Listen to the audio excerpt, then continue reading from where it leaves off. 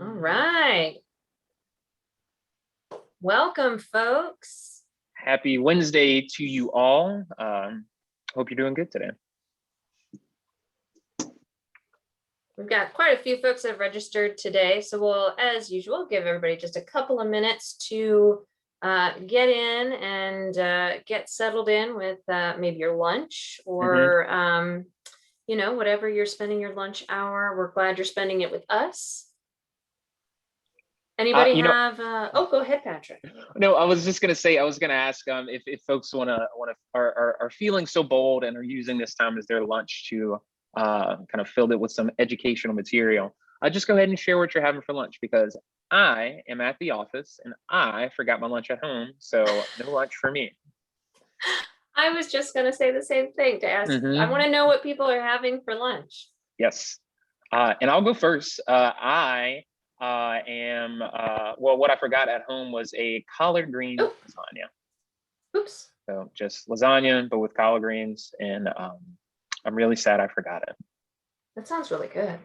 I wish I had good. Y'all, it's really good. But I'll send the recipe to everybody after we get done. Something like that. Excellent. Yeah. Victoria ordered from Vegelicious. Okay. Nice, nice. I had homemade roasted red pepper and tomato soup. It was good. It's real good. Okay. I'm sad that you missed out on your lunch, though. Roger, what about you? I'm thinking about lunch afterward. I do have a bag of grapes here, though. Okay. Some lovely purple grapes. And... Oh, nice. Is that Concord? I guess. I don't know. Some are purple, some are green. Okay. Whatever Costco has in the cooler. Okay. We got one from Karen. A sandwich including fresh picked, well, including just picked fresh radishes. That sounds so good. Oh, and also green salad with my own lettuce and radishes. What am I missing out on? I love radishes, but I have none growing.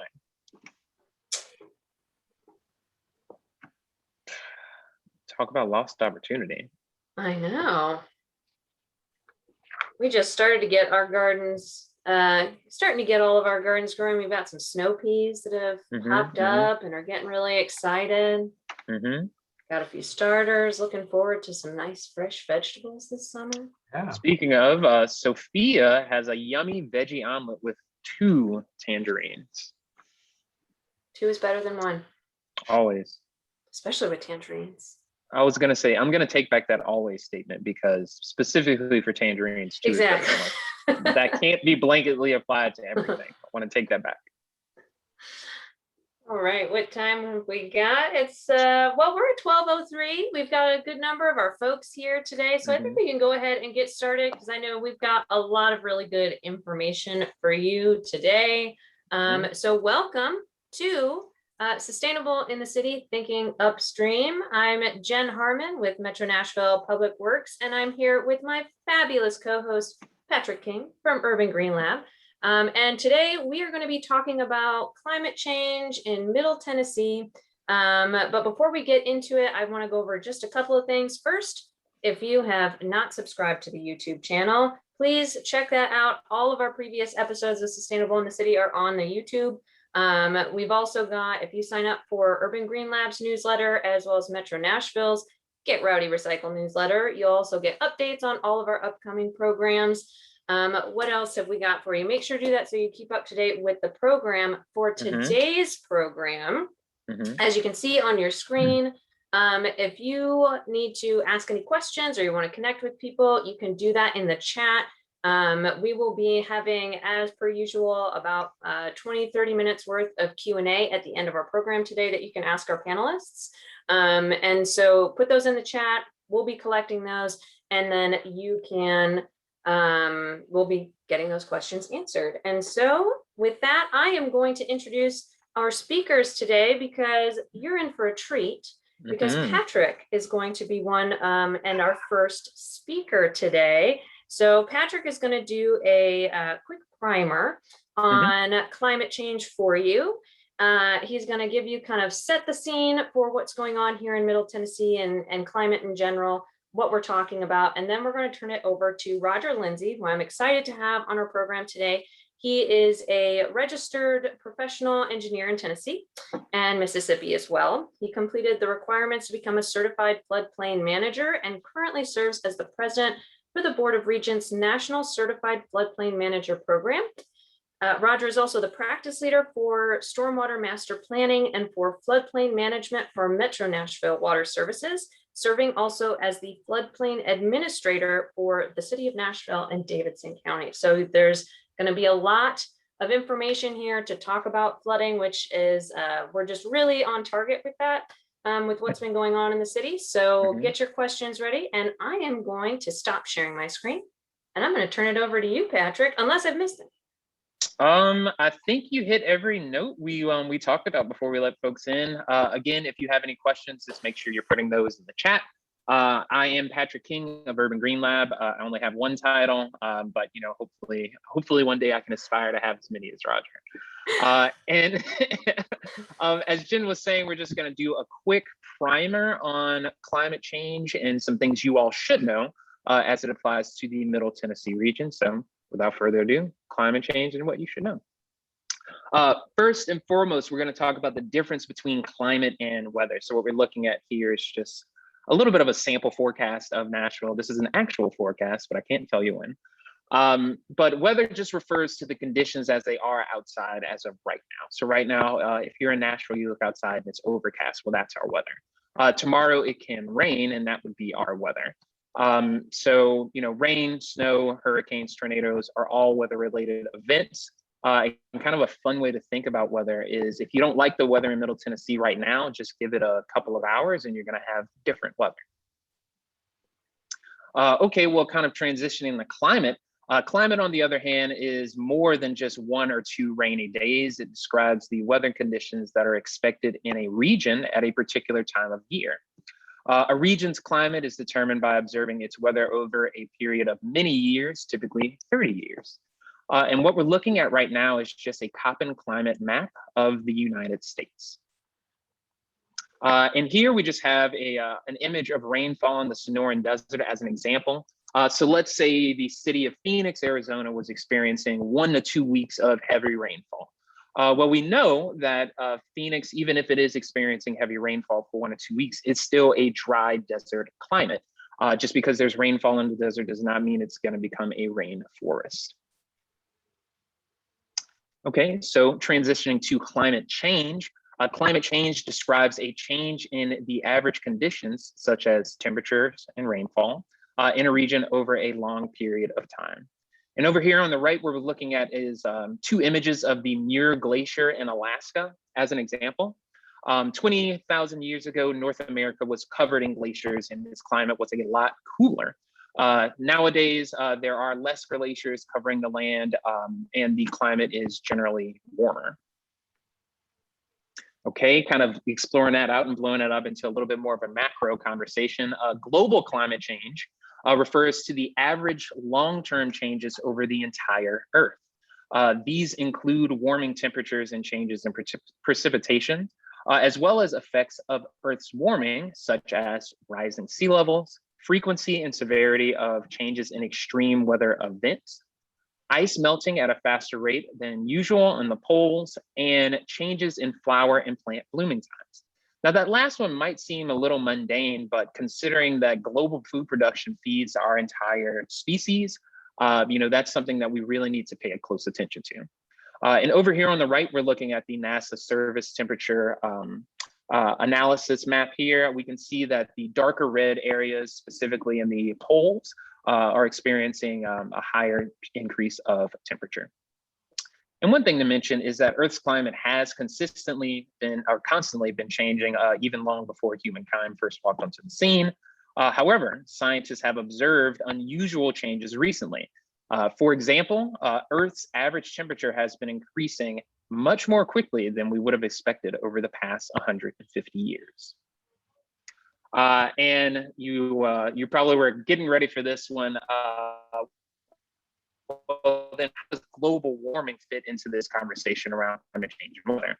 Warming refers to the long-term heating of Earth's climate system, observed since pre-industrial period, and by pre-industrial we mean between 1850 and 1900.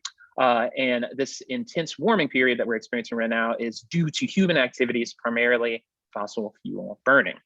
And so what we're looking at right now is a graph of temperature anomalies, global temperature anomalies over the past almost several hundred years here.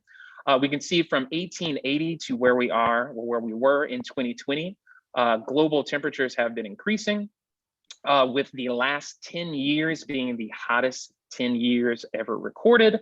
Specifically with 2020 being the hottest year ever recorded, it kind of surpassed where we were in 2016. And global warming, climate change, those terms are often used interchangeably, but climate change refers to both human and naturally produced warming and the effects it has on our planet. Well, how does the globe warm? Well, what we're looking at right now is just a diagram of the greenhouse effect. It was a fun little GIF that I found on a NASA website, so we'll kind of just work through it in 1 second here. But we have sunlight that reaches the Earth. Once that sunlight reaches the Earth, some of it is reflected back out into space. Some is absorbed and re-radiated as heat. Most of that heat is absorbed by greenhouse gases in our atmosphere and reflected in all directions, warming the Earth. So this diagram just describes a normal greenhouse gas effect. But what we have here now on Earth is due to that increased fossil fuel burning that humans have been doing, we have more of those greenhouse gases in our atmosphere, which means more of that heat is staying trapped in our atmosphere, which is causing global warming. So kind of bringing it right back on to Nashville, and actually, well, before I move on to that, just talk a little bit more about those human activities. Those changes in the atmosphere released, getting verbal diarrhea here. But global warming, due to those fossil fuels being burnt, there are more chemicals and kind of more harmful greenhouse gases in the atmosphere than there were beforehand. Just a note there. But kind of bringing it back to our region here in the South, some Nashville projections. What we're looking at here is a map of a percentage change in heavy rainfall since 1970s. And we can see that in the Southeast, there has been a 20% increase in very heavy rainfall. What we're looking at here is a projection of days of intense heat, peak temperature days, which are described as days of 90+ degrees.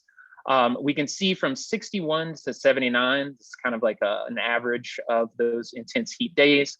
And where our region is projected to see a dramatic increase in days of extreme temperatures. And again, extreme temperatures being classified as days where the temperature is over 90 degrees. This not only will impact food production, this can also impact human activities. Something that we don't really talk about that much is as far as weather-related deaths go, heat has killed more Americans than any other weather-related instances, more than flooding, hurricanes, tornadoes, things like that. And those high heat days typically affect the old and the young more so than any other age group. So by 2080, Nashville will be 22.8% wetter, which means we can expect more rain and more of those flooding events. It'll be almost 14 degrees warmer, which means we can expect warmer days in the summer and throughout the entire year. This is a climate that is equivalent to Saraland, Alabama. And if you are not familiar with your Alabama geography, don't worry, because I can help you out. Saraland, Alabama is about 430 miles southeast of Nashville, about 6 hours away. And it's north of Mobile and sits along the Gulf Coast. So you can imagine it's going to be significantly hotter in Saraland, Alabama, as it is right now, as opposed to Nashville. But by 2080, our climate will resemble one of a city that sits directly on the Gulf. And so it's not just going to impact food production or or human health. It's also going to impact economic vitality. In 2017, a UC Berkeley study found that without effective climate action, the nation will see as much as 6% shaved off its GDP by the end of the century. This represents billions of dollars. But this is not going to be affecting our entire country equally. We know that climate change affects different regions in different ways, and the southeast of our country will be hit the hardest by a changing climate. Parts of the South will be hit hardest with a more than 20% drop in economic activity due to climate change by the end of the century. And this is going to affect poor communities, typically those of color, more so than any other communities in our region as well. And with that, hopefully I kind of painted a picture very broadly of some of the issues that, that we are facing in Middle Tennessee and that we can face and will face soon. And on that note, I'm gonna just turn it right over to Roger so he can kind of get into this aspect a little bit more. Roger, take it away. Okay, great. Thank you. I am going to go ahead and share my screen.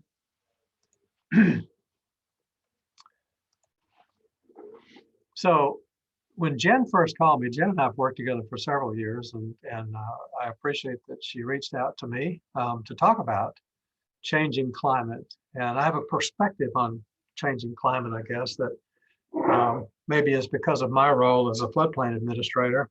But I do have an alternate title to my presentation that maybe applies to some of you in the audience. I don't care what you think about climate change, there's something funky going on with the weather. So, by disclaimer, I am not a climate scientist. I have found that to be a very complex science, but I do watch a lot of extreme weather events as they unfold over all of the metro Nashville and Middle Tennessee area. During the years after the May 2010 flood, we worked with a lot of our local team members in various metro departments, a number of federal agencies, the USGS, the National Weather Service, the Corps of Engineers. And we developed the Nashville Safe Flood Forecasting tool that allows us to track the cumulative effect of ongoing extreme weather events and to make emergency response decisions based on what the system in the field shows us, primarily the gauges around the river and stream system in the Davidson County area. We've continued to develop and fine-tune that tool. We've developed real-time simulation models that allow us to track weather while it's happening. We do a lot of work with the National Weather Service, both with the local service hydrologist, James LaRosa, and also with the Ohio River Forecast Center, especially as we often meet on the floor of the Emergency Operations Center during an activation, or even from the comfort of my bonus room at home. I can watch the Nashville Safe tool. But we watch these extreme events. And I'm taken by the fact that that often as we met with residents impacted by flooding in the 2010 flood, there was always the statement, at least we'll never see another event like this in my lifetime. Reference, of course, to the fact that that we talk in terms of 100-year flood events.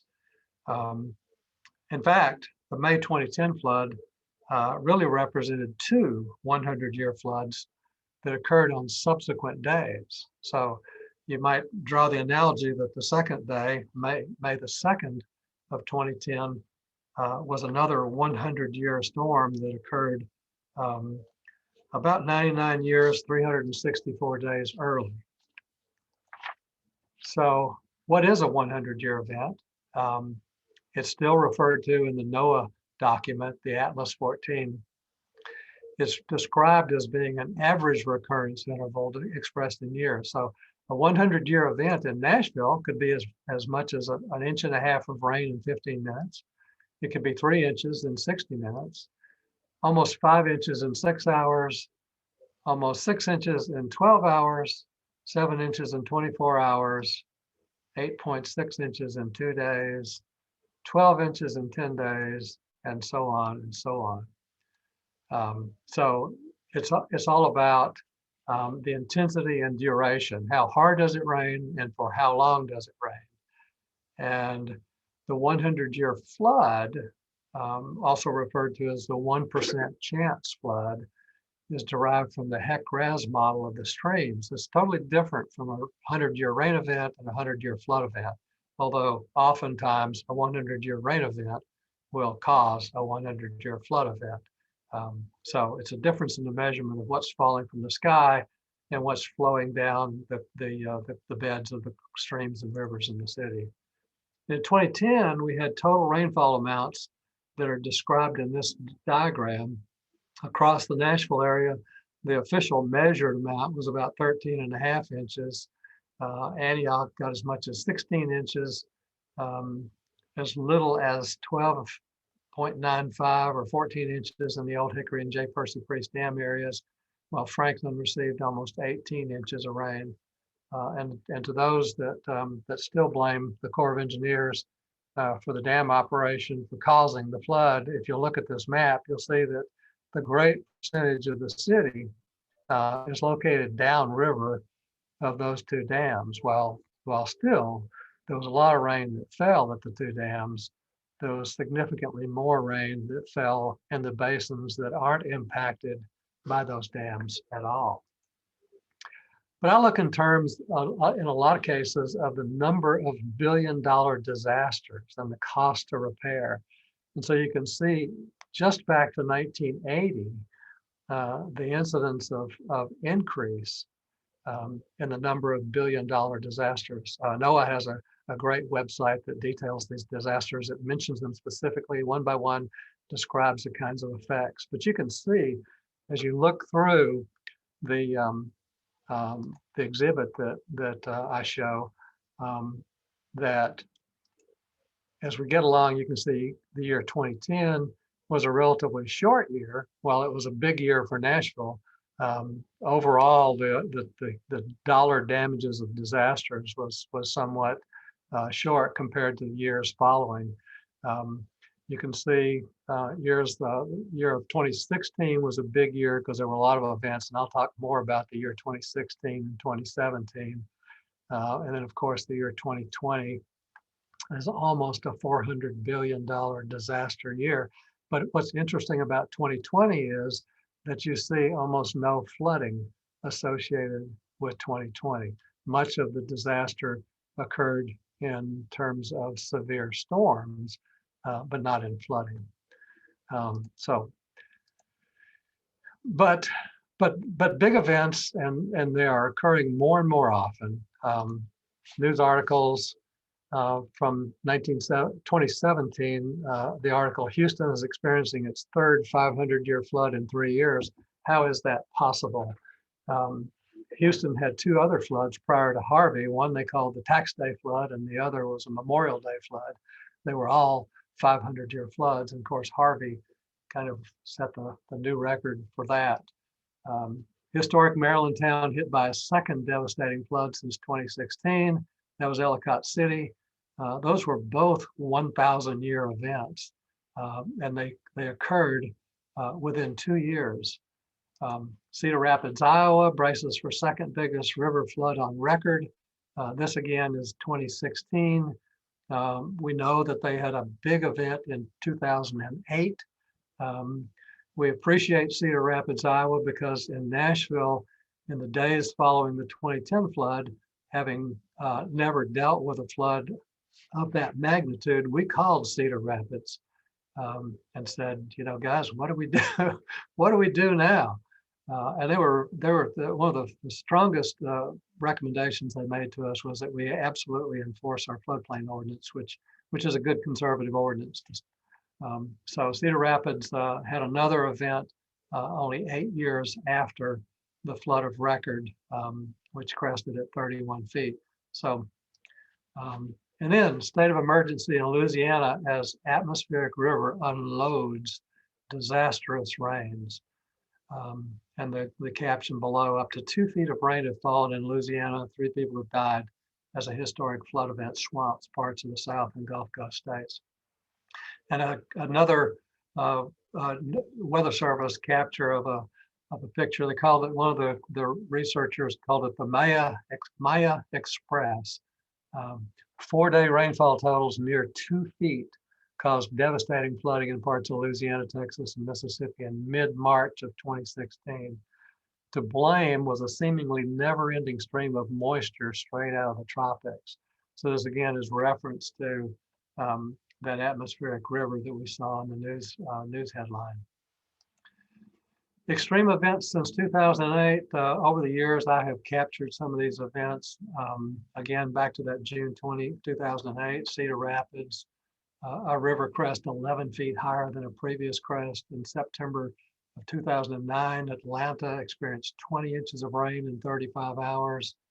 Of course, our May 2010 flood in Nashville, 13 to 20 inches across the Middle Tennessee area.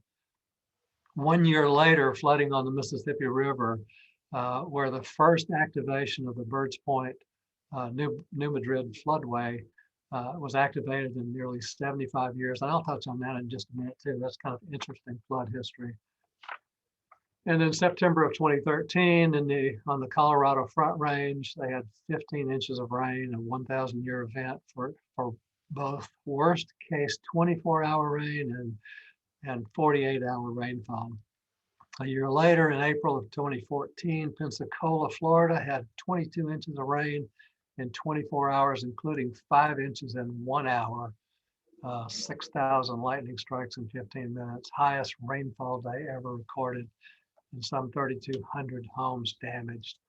And then there was 2016, a year all by itself. Starting in March, again, that severe flooding in Louisiana and Texas, 14 inches of rain in 24 hours. That was their first flood that year because they were caught again in the fall of that year. In April, Houston experienced an event with 12 inches in 24 hours. And in Palestine, Texas, they had 7.5 inches in less than an hour. In May, Brenham, Texas, 16.6 inches in 24 hours. That's the incident where the soldiers from Fort Hood were drowned in a truck. June of 2016, Oklahoma had a 9-inch event. June of 2016, also White Sulphur Springs, West Virginia, they had 10 inches of rain in 12 to 18 hours and experienced 23 fatalities. June again of 2016, Las Vegas, severe flash flood, swift water rescues on the Vegas Strip. That'll disrupt your gambling. And then in July, Ellicott City, 8.2 inches in 3 hours with 4.5 inches falling in 1 hour, 120 swift water rescues and 2 fatalities. Continuing in 2016, August, Louisiana, the lower half of the state, Livingston Parish, 25 inches of rain in 3 days. 75% of the homes were lost to floods, with 60,000 homes with water damage. August of 2016, again, San Antonio had a 9 to 11 inch event. And in October, in the Carolinas, Hurricane Matthew. It was a Category 5 hurricane, 10 billion in damages and 40 fatalities. And then just to capture a few other significant events, 2017 in February, Northern California experienced the near failure of the Oroville Dam. That was also caused by an atmospheric river. It was necessary to evacuate 188,000 residents downstream of the dam. That's a staggering number of people that have to go somewhere else. May of 2017, there was severe flooding in Missouri and Arkansas, 15 inches of rain. And then in August and September, without any detail, hurricanes Harvey, Irma, Maria. So in that year and a half, there were some staggering flood events. The Birds Point New Madrid Floodway. I mentioned I'd jump back to that. This is right below Cairo, Illinois, right kind of at the tail end of Missouri. And there is a feature in that river that was constructed after the great Mississippi River floods in 1927. They built a series of dams, of levees. They show them in green on this illustration, a frontline levee that protects from the water from the Mississippi River. And then there's a setback mainline levee that is intended to contain the flow of water from the river. It was built in order to blast the levee, blast the plugs, allow the Mississippi River to spill over into what is largely vast acres of farmland, And the effect of blowing these fuse plugs is it immediately drops the crest level in the Mississippi River by 7 feet at the Cairo gauge. So it's only done in extreme situations. The system was finished in about 1932, and it was activated for the first time in 1937, less than 10 years later. The actual frontline levee actually overtopped because the river was so high. The efforts, they had to manually go out and blast some of the other areas to allow water to flow over into the floodway. And then it was never used again until 2011. And that was the year of the big Mississippi River floods, a year after our flood. It had a much more sophisticated system in place of using liquid explosives and piping systems where they could much more effectively blow these fuse plugs. They blow one on the upper end to allow the water to flow in. They blow a lower fuse plug, explosively blow out the levee at the lower end to allow the water to escape back into the flow channel of the Mississippi River. So it's interesting that for more than 75 years, this structure existed, but it was not until 2011 that it was activated again. So an interesting little side note that's a reflection on the steps that have had to be taken in more recent years to deal with these extreme events. So just by way of kind of additional introduction, I've mentioned a couple of times now the term atmospheric rivers. So I'm going to show you a series of slides. I happened by chance back in 2017 to meet a Dr. Carrie Talbot. Dr. Talbot is the chief of flood protection for the Corps of Engineers Engineer Research and Development Center down in Vicksburg, Mississippi. And Dr. Talbot shared with me a series of slides. He looked at me we were together at a conference, and he looked at me and he saw my name tag read Nashville, Tennessee, and he said, "Nashville, May the 1st and 2nd, 2010. I said, "Yeah, that was the date of our flood." He said, "That was an atmospheric river." And I said, "Well, I don't know that I'm familiar with that term." And so he shared with me a series of slides. And here we see atmospheric rivers is defined as being a narrow conveyor belt of water vapor extending from thousands of miles out at sea, carrying on average approximately 10 Mississippi rivers in total volume of flow. And for California, they're good with atmospheric rivers because they typically get most of their rainfall. Most of their annual rainfall across the state of California comes from atmospheric rivers. Some statistics I've seen say up to 60% annually, and it's especially reliable in replenishing the snowpack in the mountains that provides a lot of their drinking water needs during the course of the year. But he wanted me to understand, Dr. Talbot wanted me to understand that they were seeing more research that shows that atmospheric rivers are not just West Coast issues anymore. And these were slides from a presentation that he had done. And it was interesting to me that the middle column there is actually a depiction of the Tennessee flood in May of 2010. And so it shows some really fascinating satellite images of what these atmospheric rivers look like. The Pacific Northwest, in November of 2006, you can see the graphs below that show the integrated water vapor transport, how that water vapor is transported from the tropics. Again, into the middle, if you look at the flow of this, the flow of the water that came across and was deposited in the middle Tennessee area actually originated across the Yucatan Peninsula. So it was coming from some of the other depictions show that there was a large area of tropical water in the Pacific just off Central and South America. That vapor was conveyed across the Yucatan probably picked up additional significant moisture in the Gulf of Mexico and then on up into the state of Tennessee. And then the other one, because I had asked Dr. Talbot if he had other examples of atmospheric rivers in the Southeast. And sure enough, in February of 2010, the storm, as you see, that came up across Florida and up the East Coast, that was referred to by the locals in the weather media as Snowmageddon. It was a staggeringly huge snow event across there in the February timeframe. So there are a number of examples of atmospheric rivers in the Southeast. This was a cover slide of a presentation that Dr. Talbot had done. Physical processes associated with heavy flooding rainfall in Nashville, Tennessee and vicinity during 1st and 2nd May 2010. And it's specifically referred to as an atmospheric river in those blasted mesoscale convective systems. But so coming from a position of not having heard of an atmospheric river or understanding what it was interesting to see the focus by some of these weather research groups. There's another event that's shown in this slide.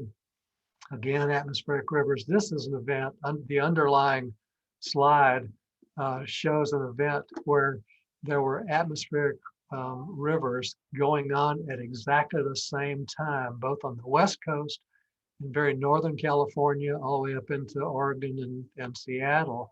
You can see that the conveyance of that IVT, the vapor transport from the mid-Pacific up across the northern Pacific Northwest at the same time that the Mayan Express, this was in March 9th of 2016, the Mayan Express was creating, this was the March 2016. Remember, we already talked about this one. This was the North Louisiana floods that occurred in the spring of that year. And so you can see how the tropical transport of that water vapor cuts across the state of Louisiana. And you can see in the quantitative precipitation forecast below that upwards of 19 inches of rain fell in that area. So when are they likely to occur? This is another little clip I found in an article about atmospheric rivers. The season of occurrence, typically in this shot, winter is shown as dark blue, spring is pink, summer is gold, and fall is light blue. So you can see that these are some significant heavy precipitation events. These two orange dots here, this orange dot is probably the Nashville event. These aren't really separated by date and time. It's more by size and season of the year. But there were two large atmospheric rivers, another in the Chattanooga area that occurred in the spring of the year. And then some of these light blues, again, are in the fall of the year. A few smaller blues, dark blues in the winter, and relatively few gold spots, which would be a summer event. So they just don't happen much in the summer. These you can see up the east coast of North Carolina, again, are September, October, November timeframes. Interesting too, though, that the black plus signs that are scattered around indicate heavy precipitation events in which no atmospheric river was matched. So you see there's kind of a mix. Some of our big events are caused by those rolling fronts that just kind of come up from Texas and Louisiana. Others of them are caused by this phenomenon of transport of water. But again, famous last words, at least we'll never see another flood like this in my lifetime. So what do you call these? Other extreme events in the Nashville area, to jump us back to the Middle Tennessee climate change question. Just a few years after the May 2010 flood, in August of 2013, we had this big event that came across the northern part of the city. The flooding along the roadway you see there is Briley Parkway. The bridge, this is a case where there are two lanes. This is the bridge over Briley. There's two lanes going in opposite directions underneath this bridge. These are people trying to get out of their cars. And then there were people that were evacuated from their homes, wading through water. Other extreme events. This was an event down in Murray County in October of 2015. It's just adjacent to the GM plant, the old Saturn plant in below Spring Hill. This was an event that was captured.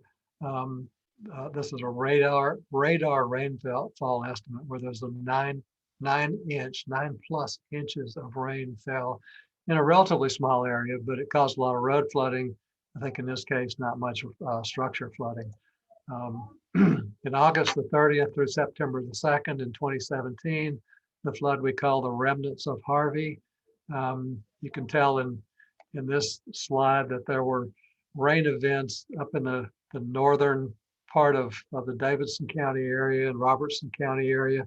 There were rain levels of upwards of 8, 9, 10 inches. There's a couple of posted totals of 10.9 inches of rain. That storm sat on us for about 3 days, and it really created some issues. There were a number of homes that were flooded, that there was water in. And then in February of 2019, February was known as a month. It was the month of severe rain events. This depiction is a month to date of observed precipitation. By the end of the month, nearly the entire state of Tennessee had received between 10 and 20 inches of rain in February of 2019. So toward the end of that month, we were seeing the impacts of that. And then it's interesting also to note that the protection system that exists through the Cumberland River Basin, operated by the Nashville District Cumberland River System, Nashville District Corps of Engineers. This is kind of a graphic depiction of the dams in the Cumberland River System. Nashville is right down in the lower left part of the slide, right down in this area. You can see the old Hickory Dam is here. J. Percy Priest Dam is here. Center Hill Dam, the Dale Hollow Dam is here. And then the mother of them all, the Wolf Creek Dam, is up in Kentucky. Cumberland Lake, Lake Cumberland. And it shows the use of these dams. The legend shows that the orange is a flood control component. The pink is a navigation, yellow is hydropower, and the blue is conservation. But it's interesting to note that the Wolf Creek Dam, from a storage capacity standpoint, is bigger than the rest of them combined. And that's significant when we look at these events. On Sunday, September 13th of 2020, this was last fall. And you can see right around the Nashville area right here, you can see water levels of 6 to 8 inches. And in fact, I was out on the road and observing some of the effects of this very significant storm. 8 or 9 inches of rain in the Mill Creek Basin and the Hurricane Creek Basin up, in the area just below the airport in Nashville. Another shot of that. This is another capture of those radar captured rain levels. And you can see that over Davidson County that we had rain levels upwards of almost 8 inches in the Mill Creek Basin, right along. This again is in the area right along where Interstate 24 cuts across Nashville. And so there was actually some significant water in roadways. There were cars washed off of Antioch Pike. I think there was water also in the interstate at that point as well. And then there was March the 27th and 28th. And I've told you about my interaction with Dr. Talbot with the Corps of Engineers. And Dr. Talbot, he and I have continued to exchange emails. I've continued to ask him for information over time. Within 3 days of our event on March the 27th and 28th, I get this from Dr. Talbot. And in fact, a really nice email one, you know, lamenting that we were again going through that. He says, first, I hope you're all safe and recovery is well underway. I was saddened to hear of the flood damage and tragic loss of life that occurred this past weekend in the Nashville area. So within 3 days, he says this, I have reached out to my colleagues at the Center for Western Weather and Water Extremes in California about the driving meteorological forces behind this event, suspecting that it might be an atmospheric river like what had happened back in 2010. In response, they put together the attached slide deck, which provides some preliminary analysis of the weather patterns which brought about the flooding conditions. I hope you find it useful or at least interesting. And quite honestly, I found it fascinating. When you look at the slides that he included, these are captured from Weather Service information from NOAA, and it shows.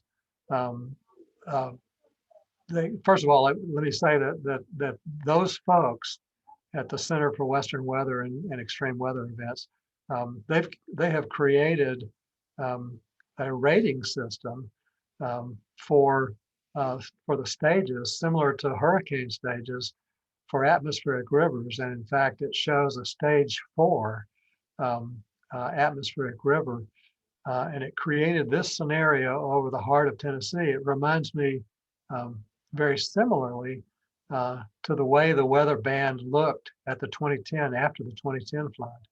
And so he concludes that more than 3 inches of precipitation fell across Tennessee, all of Tennessee, during the 24 hours ending 7 a.m. on the 28th of March, and that the highest rainfall amounts, greater than 6 inches, were observed in central Tennessee, including Nashville metro area. And then it talks about the most intense rainfall in Nashville, 4 inches recorded at Nashville International Airport during a 3-hour period. 5.75 inches of precipitation on the 27th of March, which is the 4th highest daily precipitation on record.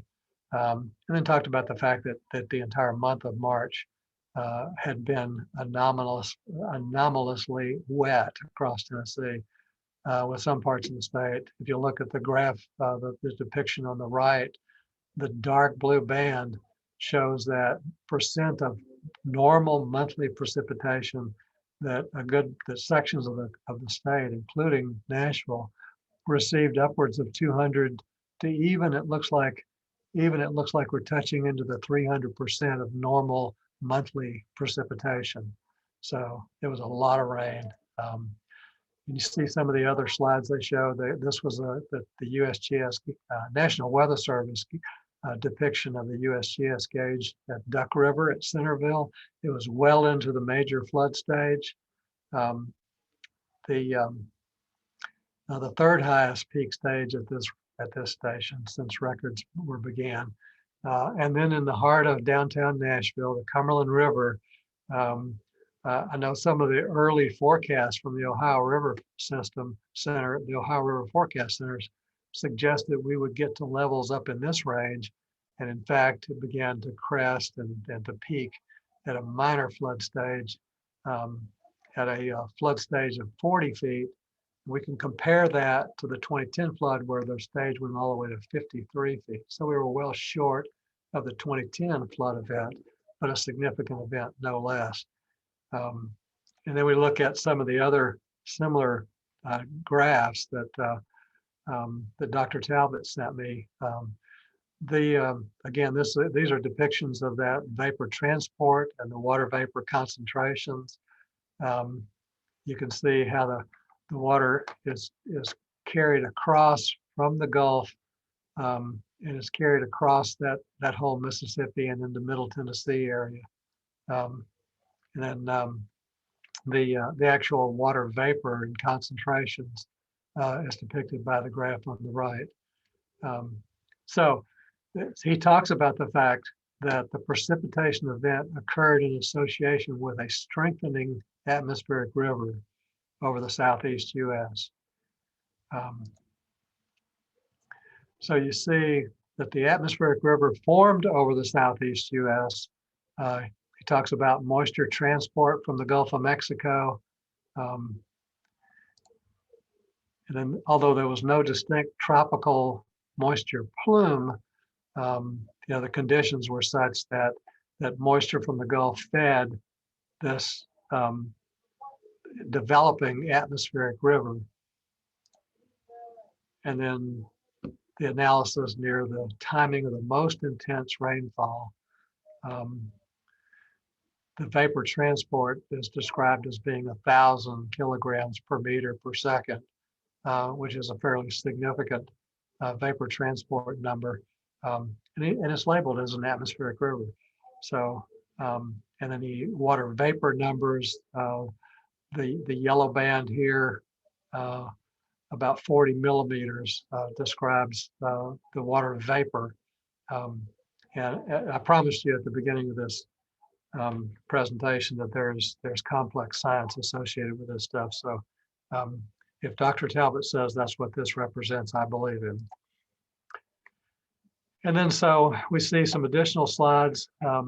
This is a depiction of positive precipitable water anomalies. Precipitable water is kind of equated to that whole water vapor. How much water is in the atmosphere that's subject to release to fall as rain. And you can see that the legend says that an orange or red shows more moisture than normal, while the blue or purple would be less moisture than normal. And so you can see that there's a good bit more precipitable water over the North Louisiana, Arkansas, and across all of the state of Tennessee.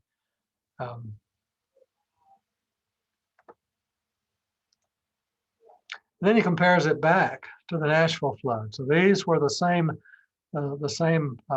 satellite imagery photos that were captured during the May 2010 flood event. So you can see kind of the comparison. Although here we're picking up more the water vapor transport across the Yucatan Peninsula than we saw in this most recent event. He talks about the May 2010 event, a more robust tropical, extratropical moisture connection with an already intense atmospheric river. And so the March 2021 event, a more robust aggregation of water vapor over the Southeast United States. So, but this kind of is a neat depiction of what May 2010 looked like. And you can see even in this category here, we're starting to see light pinks and whites in this zone above Nashville, which is at the highest level of the IVT scale here, the 1,400 kilograms per meter per second. So where do we go from here? Right now in Nashville, we know that we're going to have significant events. It seems like almost every year we have a 10-inch rainfall event somewhere around the city. They're not, they don't cover the entire western half of the state like the 2010 event did. But if it rains 10 inches in Mill Creek or in Whites Creek, we're going to get water in houses. Right now, we're in the midst of flood recovery. We don't have a good count yet, but we know there are in excess of some 500 houses that were impacted by a water flood event. The effort that's underway will include permitting for repair and reconstruction of flooded structures. If you were impacted or you have a friend that was impacted, you must have a permit to do flood repair. There has to be an evaluation of your structure to determine whether the damage was significant enough to require that the structure be brought into full compliance with the floodplain ordinance. It includes a ramping up of home buyout programs. We were already focused on a Corps of Engineers sponsored buyout program in the 7 Mile Creek Basin and Mill Creek Basin. We're getting a lot of calls from people in McCrory Creek. A lot of that depends on disaster declarations. We don't have yet a presidential disaster declaration. We will continue to with our Corps of Engineers home buyout program in Mill Creek and the tributaries to that creek. We have over the years continued to upgrade our flood insurance rate maps across the metro area. In 2017, we issued a full new set of maps. They're the first set of maps issued since 2001. We are in the process right now of rolling out 60 more panels that are revisions to the ones we just released in 2017. We have more creeks and streams that are modeled and mapped now. And then most recently, we've got another 15 or so panels of some creeks in the north and western portion of the county that had never been modeled or mapped before. So that's an ongoing program that has left us in the position of having some of the most thorough coverage for flood maps across our county, probably of anywhere in the southeast United States. We're embarking on a program right now with the Department of Homeland Security to add about an additional 25 stream monitoring gauges around the metro area. It'll allow us a little more detail on some of the river gauge modeling that we do, modeling and monitoring that we do. We think will give us better coverage of areas right now that haven't been covered in great detail. So with that, I will open for questions. This was absolutely fascinating. Thank you so much, Roger, for all of this fabulous information. And we do have a lot of excellent questions. What I'm going to do first, though, is that I know, so we've got an hour and a half today, but for those of you that are only able to be here for our lunch hour, I do just want to share a couple of quick things with you. And I'm working with a tiny screen today, so bear with me as I work to share that screen. All right. And I was just going to say, while we do that, again, if you have any questions, please keep those coming into the chat. We're going to get to those shortly. And before anybody has to leave, if your lunch break is over, I just want to say a big thank you to everyone who was able to join us here today. Join us again in 2 weeks as we speak to some folks from the Mayor's Sustainability Advisory Committee. And I just want to give a big thank you to Roger. Not only was that information extremely educational and kind of mind-blowing, I was chatting with Jenn separately about how just fascinating everything you were talking about was. But thank you for being with us here today, and also kind of thank you for presenting some topical information that is not only relevant to Nashvillians, but we're not seeing this sort of information anywhere else. And I just wanted to say thank you for that, Roger. Sure. And I'll just throw this back. Just a couple of our Thinking Upstream notes for you all in terms of things you can do. Get flood insurance. Roger, I think, touched a little bit on this, but getting flood insurance is really important to be able to be eligible for those home buyout programs and for just to protect yourself from these events and be able to manage them, because it's not part of your regular insurance. And for a lot of this information and more for you as homeowners, visit flood.nashville.gov. There's a lot of wonderful information there on flooding and how to protect yourself and your family. And Jenn, if I may, there's always, every time an event like this happens, there's always a case where somebody gets bad information from their insurance company. Anybody in the city of Nashville is eligible for flood insurance. We are in good standing with the National Flood Insurance Program. You can live on the top of Love Circle. You can be next door neighbors with John Rich, and you can still get flood insurance. So don't be dissuaded by an insurance agent that incorrectly informs you that if you're outside the floodplain, you're not eligible. You are eligible to get flood insurance. And in fact, and frequently in these significant events like this, staggering percentages, sometimes the greater percentage, sometimes as many as 50, 60, 70% of homes affected by major floods are not in the mapped floodplain. They're outside the floodplain. So if you can see the creek from your house, it would serve you well to get flood insurance. And we'll start with, we've got a lot of different questions. We had a lot of questions that came in advance of today's presentation as well. So I've tried to group some of these. Since you're talking about the flood maps, I'm going to jump into some of those questions. I'm going to group some of these together. So one of our registrants asked, how does climate change in Middle Tennessee affect the current FEMA mapping? And then is it feasible to update floodplain maps based on storms that reflect more recent climate and likely future climate? And then also, where do you find those maps? Okay, the maps are available through the FEMA. FEMA has a map service center, and you can find that. It's the web address is MSC, Map Service Center, msc.fema.gov.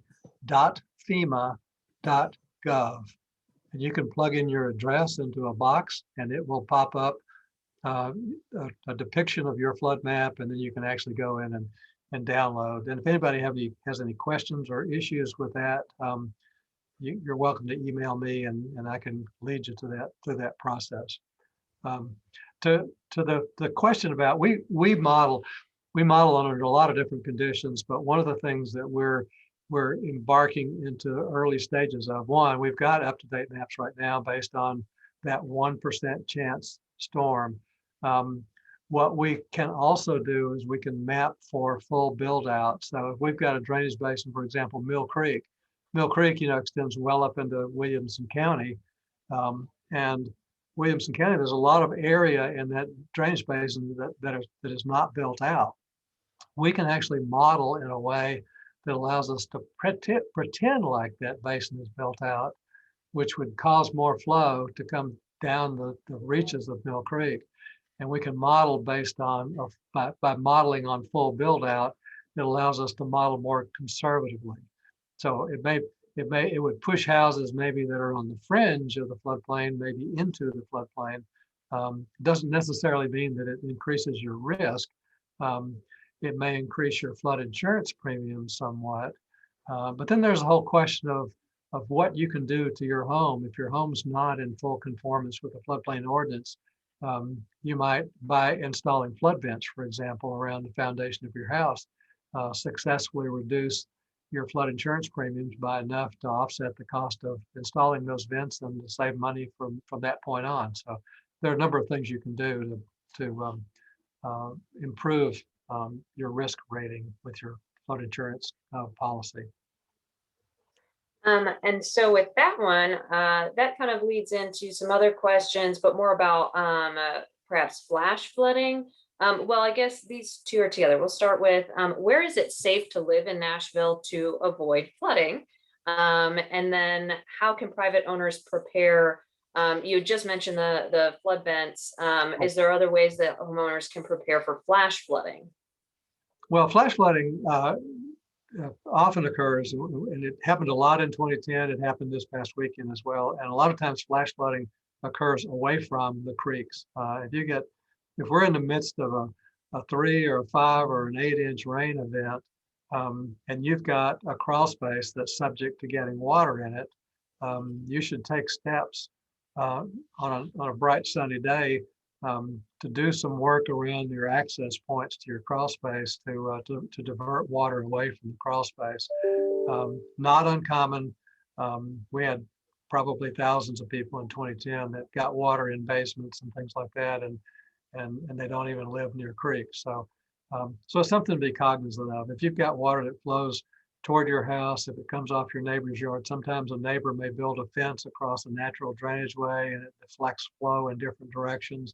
We can't go in and do corrective work on private property. If your culverts under your driveway and the street right of way are clogged or constricted, we can help you fix that. But if you've got an issue with a neighbor, that's considered to be a neighbor on neighbor kind of an issue. It may ultimately require you to resolve it in the courts. So, the higher elevation you are, the less likely that you are to be impacted by a creek or river flowing out of its banks. But again, we design for that 1% chance event.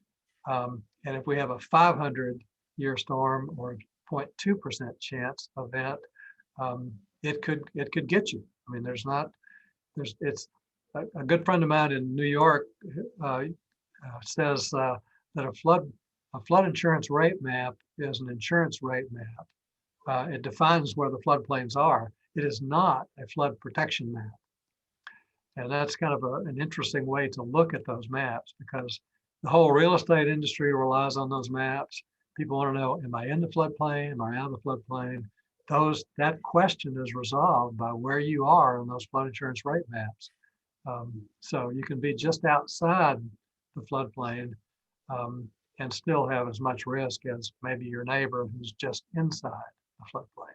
So that's again, it's a protective level. It's based on a statistical standard, that 100-year level, that 1% chance level. The city of Knoxville, for example, regulates to the 500-year level, for example, and different cities have different standards. So their standard would be considered to be just a little bit more stringent than ours from the perspective of the flood level. But we also have a freeboard requirement. If you own a house, if you build a new house in the floodplain, we're going to make you put the first living level 4 feet above that 100-year level. So that's a high degree of conservatism and a much higher level of protection. But in Bellevue, in the 2010 flood, when the water came 8 feet above the base flood elevation, people that were outside the floodplain had 4 feet of water in their homes. So that's one of the things that you'll encounter as you deal with more extreme events, more extreme floods, are going to flood more houses outside exceeding the limits of the special flood hazard area as it's mapped by the FEMA maps. Excellent information. So I think that kind of leads into maybe talking a little bit more of, we had a lot of questions about development and just how development impacts flooding. So there's a number of questions here. Can new developments and construction of commercial and residential sites, can those contribute to areas that flood? So more flooding in those areas, especially in low-lying areas and areas near bodies of water. So how does that impact flooding?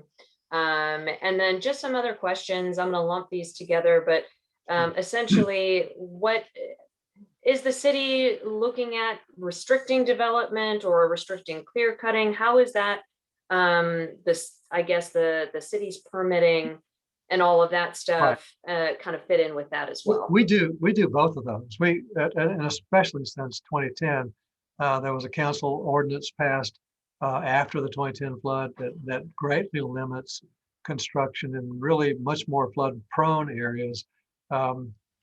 There is within the floodplain, there is the zone of higher velocity and higher risk. That's the floodway.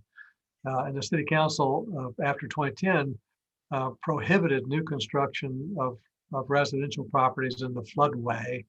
And then there are criteria that you have to meet to build in the floodplain. Sometimes the floodplain is that area that kind of receives the backwater as the river comes up, water flows back into the floodplain. Well, you can build a structure in the floodplain, but you have to conform to the fairly rigorous set of criteria that I mentioned, the 4-foot freeboard requirement. You have to build flood vents. You have to build anything that's below the 100-year flood elevation. You have to build with flood resistant materials. And while development can, if we build new development, it can contribute to increased runoff. There are steps we take. We require a new structure, for example, a new residential in an infill project, which is predominant in Nashville right now. We require a homeowner to build enough green infrastructure components around his house to absorb the first inch of rain that falls in a rain event.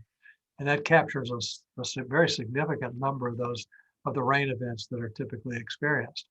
Our new subdivisions have large stormwater detention ponds incorporated into the landscaping. New shopping centers, new schools, new malls, all have large detention facilities that are intended to capture the excess water that's the result of additional rooftop and additional asphalt parking, you have to keep the post-storm runoff no greater than what the pre-developed runoff would have been. So if you have a large field that was largely meadow and trees, that level of runoff that comes from those meadow and trees defines what we want to achieve once the new Walmart goes in. So they have to detain that excess water. So there are steps that are taken to prevent that, but when you have a staggeringly huge rain event, it may not prevent all of that excess runoff. But on the other hand, if you have a staggeringly great runoff event on a meadow and a forest, it's going to run off in a big fashion as well. So. Well, that's a great lead into, there was one question that is a little bit more specific in this area. Given these more intense rainfalls that you're talking about, are the zoning regulations or any other kind of regulations changing for buildings, particularly on hill slopes? Any kind of looking at landslides is what they're kind of concerned about. I think there are provisions, and I'm not as familiar with the regulation. It is part of the National Flood Insurance Program. The NFIP has whole sections related to hillsides, because when these significant rain events occur, and we've had events here, there was effect after the 2010 flood from the saturated soils in the hillsides that the hillsides can slough off. There were cases where sloughing hillside literally really came down and crashed into the back of some houses and some neighborhoods that were built in very close proximity to a fairly steep hillside behind it. So it's a reason to be concerned about that. Let's see.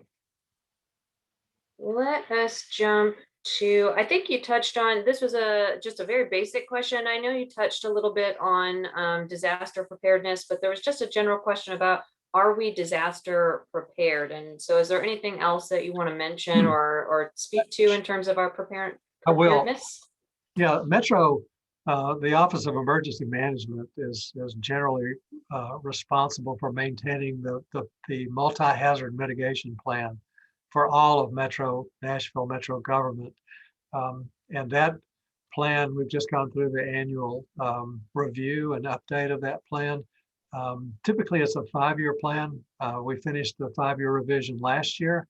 It is a very comprehensive plan that not just for flooding, but for any kind of a disaster event is detailed in the multi-hazard mitigation plan. And any of you can go on Metro's website and do a search for the multi-hazard mitigation plan.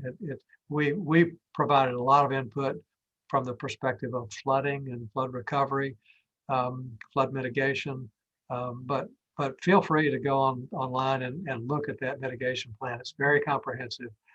We keep it up to date. It is a requirement for the release of federal funds. If we have a disaster in Nashville and we have an expired or out of date mitigation plan, we are not eligible for those funds. And so we go to great lengths. Heidi Mariscal at the Office of Emergency Management rides herd over that mitigation plan, and it keeps us, it maintains our eligibility for federal disaster funds. Great. All right. This was an interesting, really interesting question. What types of creative solutions are being discussed? For example, I've had thoughts that if oil can be piped across the country, why can't water be piped and filtered to refurbish the Western aquifers? She says it's a wild notion. Are there other more viable notions on creative solutions? Well, ultimately, that's an engineering question. And it's an interesting concept. But ultimately, there's a cost and benefit associated with doing anything that's engineering related. And the piping of large quantities of water would, in a lot of cases, because the piping has to deal with the topography of the land, and you've got to pump across high ridges or even mountains and things like that. That's kind of an overwhelming undertaking. But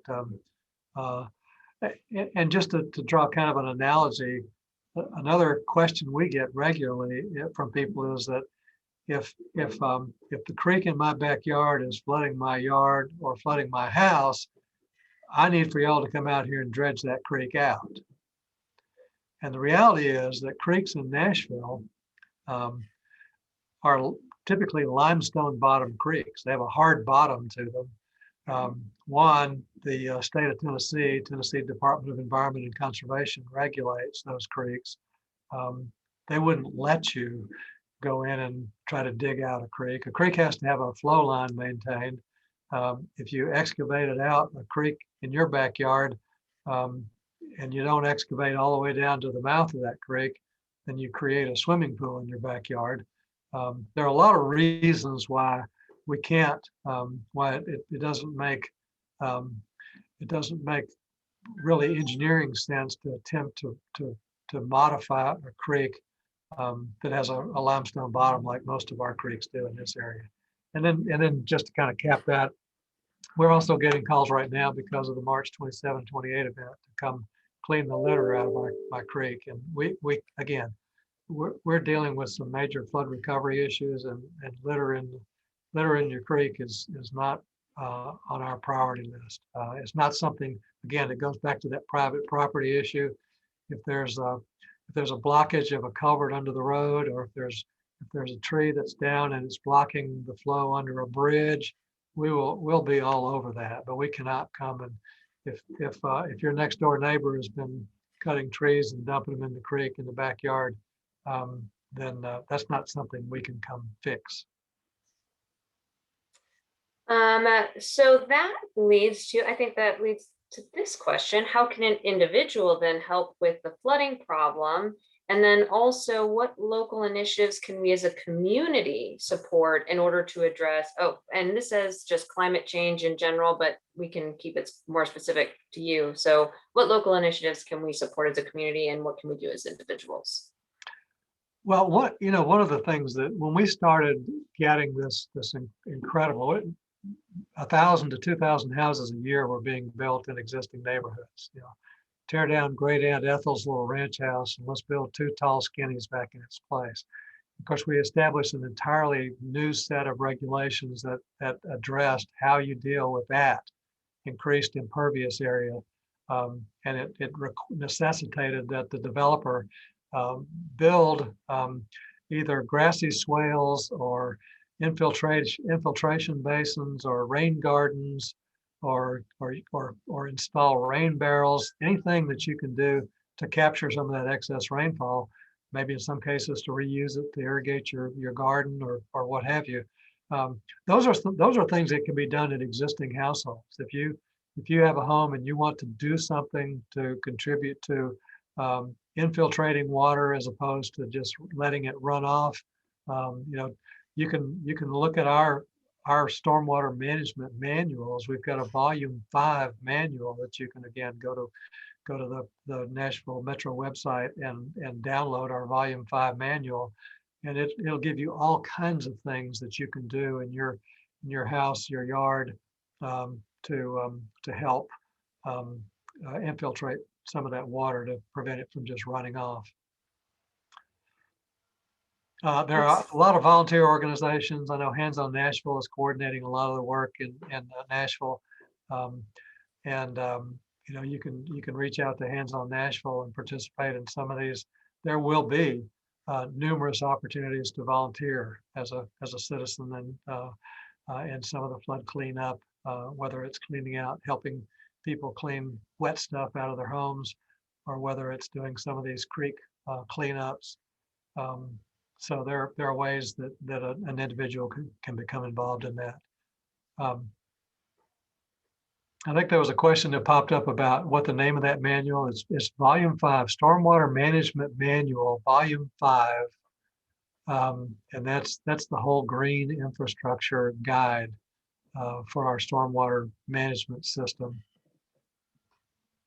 And Roger, that's on the website, right? It is on the website, right? Yeah, we'll find that link for everybody and make sure that we send it out in the follow-up as well. So we'll definitely look that up for everybody.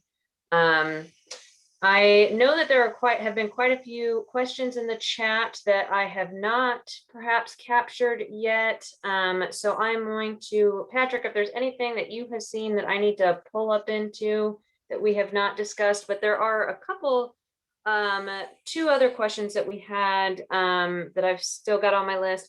How will water supply be impacted by climate change? And I'm not sure if you have, I think this is more of a water quality, just water supply available for the city. I don't know if that's something you can speak to. Well, I can. Nashville has 2 water treatment plants, and I can do a couple of hours presentation on the work there. We have 2 large water treatment plants in Nashville. The Alma Hundra water treatment plant and the K.R. Harrington water treatment plant. They are capable of producing about 90 million gallons of water, drinking water per day. They both take water straight out of the Cumberland River. And you can go on a tour of those as well. If you go on Metro's website and Google tours of the water treatment plants, it's a fascinating thing to do, especially Alma Hundra, which is a beautiful old, it dates back to the 1880s, I think, the pumping station on that site. Lots of marble. It's been in movies before. But those plants take water from the Cumberland River. We're talking about, from the perspective of climate change here, we're talking about more rain. So we're not seeing, there's not a shortage of water in the Cumberland River, which would create a shortage of water for us to treat, to use as drinking water. The other thing, we have spent in excess of $100 million since May of 2010 to upgrade both of those water treatment plants. We lost one of them in the 2010 flood, and it was out of service for a full month.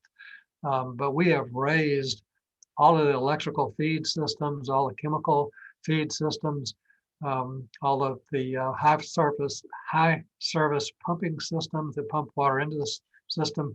We have the ability now to go off the grid.